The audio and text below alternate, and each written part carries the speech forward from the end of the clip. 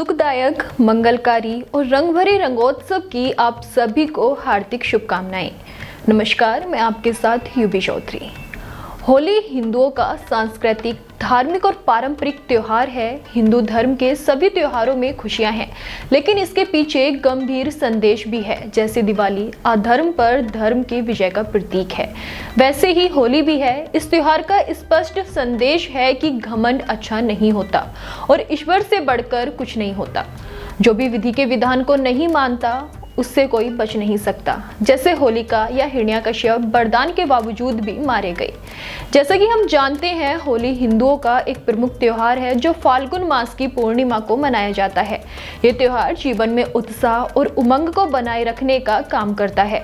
होली को रंगों का त्योहार भी कहा जाता है। हिंदू धार्मिक मान्यताओं के अनुसार होली भगवान कृष्ण का प्रिय त्योहार है, इसलिए मथुरा, वृंदावन, बरसाना, गोकुल और नंदगांव में इस त्योहार को बड़े ही धूमधाम के साथ मनाया जाता है।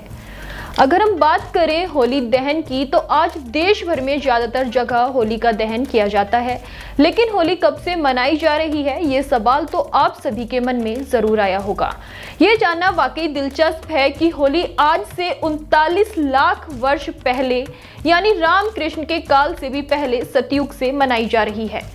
एक युग जिसके साथ प्रायः सब कुछ खत्म हो जाता है। होली उसे पार कर भी दूसरे युगों में प्रवेश करते हुए कलयुग में भी न सिर्फ हमारी खुशियों का कारण है, बल्कि ये संदेश देने में भी सक्षम है कि हर बुराई का अंत निश्चित है। होली मनाने की शुरुआत कब और कैसे हुई, इस बारे में कई कथाएं प्रचलित हैं, किंतु सबसे पुरानी और प्रचलित कथा सतयुग से है। ऐसे में हम कह सकते हैं कि होली सतयुग से मनाई जाती रही है। 4 युग होते हैं: सतयुग, त्रेता, द्वापर और कलयुग। हमारे शास्त्रों में एक युग लाखों वर्षों का बताया गया है। सतयुग करीब 17,28,000 वर्ष, त्रेता युग 12,96,000 वर्ष, द्वापर युग 8,64,000 वर्ष और कलयुग 4,32,000 वर्ष का होना है। इस हिसाब से ही गणना कहती है कि होली 39 लाख वर्ष पहले सतयुग से मनाई जा रही है। तब भगवान ने नरसिंह अवतार लिया था और हिरण्यकश्यप का वध किया था। ज्योतिषाचार्यों के मुताबिक त्रिदेव इस सृष्टि का संचालन करते हैं। ब्रह्मा सृजक हैं, विष्णु पालनहार तो शिव संहारक हैं। इसके साथ ही विष्णु संतुलन बनाए रखने के लिए भी समय समय पर अवतार लेते रहते हैं। गरुड़ पुराण में भगवान विष्णु के 10 अवतारों का जिक्र है। सतयुग में उन्होंने मत्स्य, हयग्रीव, कूर्म, वाराह और नरसिंह अवतार लिया था। तो त्रेता में वामन, परशुराम और श्री राम का।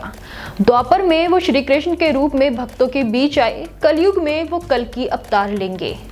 वो समय कलयुग और सतयुग के संधि काल का होगा। अभी तो कलयुग की शुरुआत ही हुई है। प्रभु अपने सभी अवतारों में दुष्टों का संहार करते हैं और साथ ही अपनी लीलाओं से जीवन जीने का तरीका भी सिखाते हैं।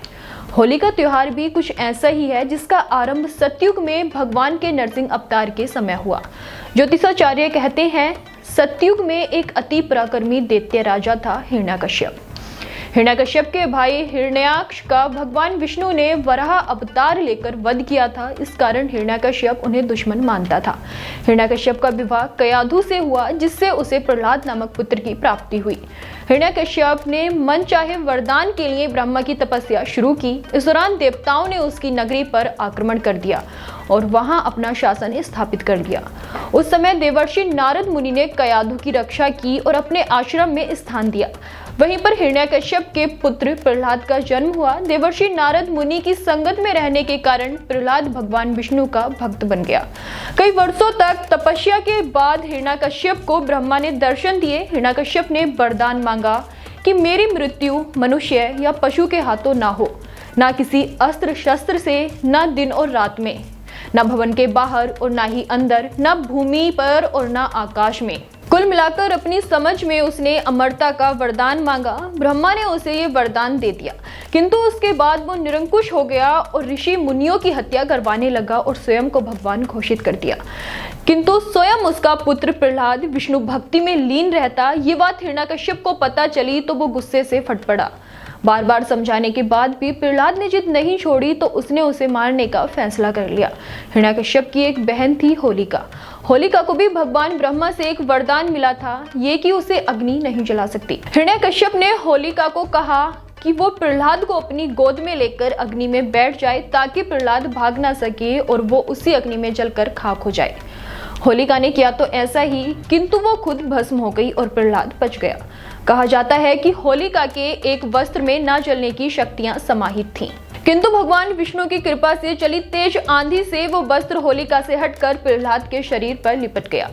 होलिका के जलने और प्रहलाद के बच जाने पर नगरवासियों ने उत्सव मनाया, जिसे छोटी होली के रूप में जाना जाता है।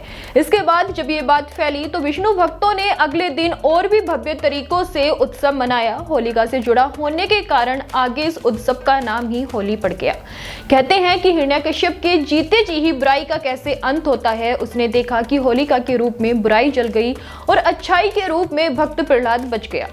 उसी दिन से होली को जलाने और भक्त प्रहलाद के बचने की खुशी में अगले दिन रंग गुलाल लगाए जाने की शुरुआत हो गई। इसलिए गुलाल लगाने से पहले होलिका दहन का रिवाज बन चुका है। रंग गुलाल लगाना जीवन में उत्साह का प्रतीक माना जाता है। कई प्रकार के पकवान बनते हैं जो आपसी प्रेम के कारण एक दूसरे को खिलाए जाते हैं। लोग आपस में मिठाई खिलाकर एक दूसरे को होली की शुभकामनाएं देते हैं। इसी के साथ मैं आपसे विदा लेती हूं और आप सभी को होली की बहुत बहुत शुभकामनाएं। हैप्पी होली।